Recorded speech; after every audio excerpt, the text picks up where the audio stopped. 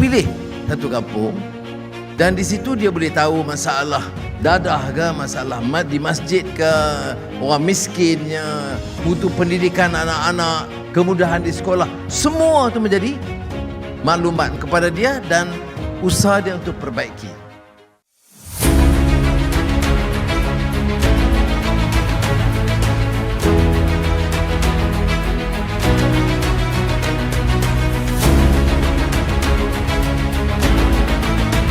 Dulu kan dewan kita ini memang nampak uzur.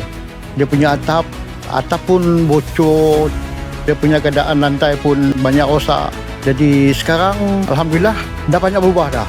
Dari segi struktur bangunan pun dah banyak berubah, dengan bentuk dalam dia pun memang sudah berubah lah, jauh sudah berubah. Daripada segi elektrik dia pun dah upgrade. Lepas tu dia punya water supply pun sudah dekat masuk, and then yang tempat parking ini pun kita pun dah selesai jugalah, tak macam dulu lah.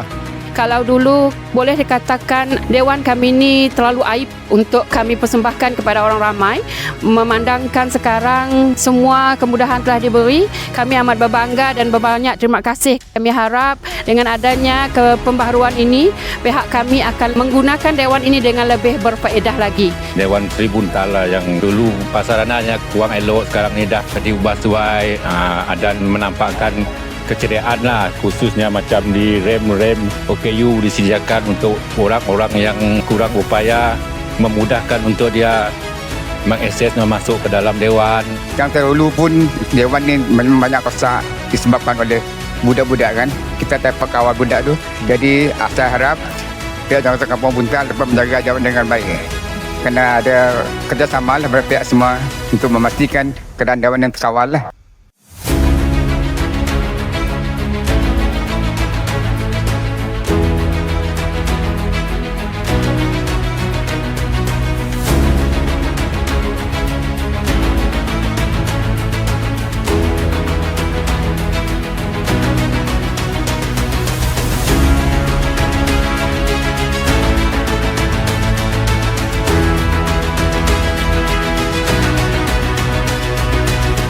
Selain pembangunan fasiliti, KPWKM menerusi projek Kampung Angkat Madani turut menekankan aspek kesejahteraan masyarakat, iaitu melalui inisiatif Talian Kasih 15999, satu saluran aduan dan bantuan kepada penduduk Kampung Buntal Kuching yang memerlukan sokongan.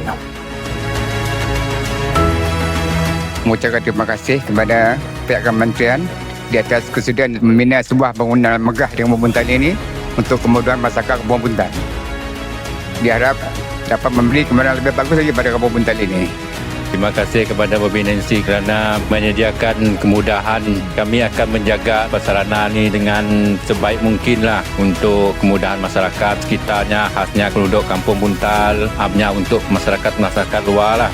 Sekarang ni kami amat bersyukur sangat dengan adanya pemberian dari kementerian, dan kami amat berbangga dengan adanya pemberian ini. Nanti kami akan lebih merealisasikan untuk program-program untuk ahli dan juga orang ramai.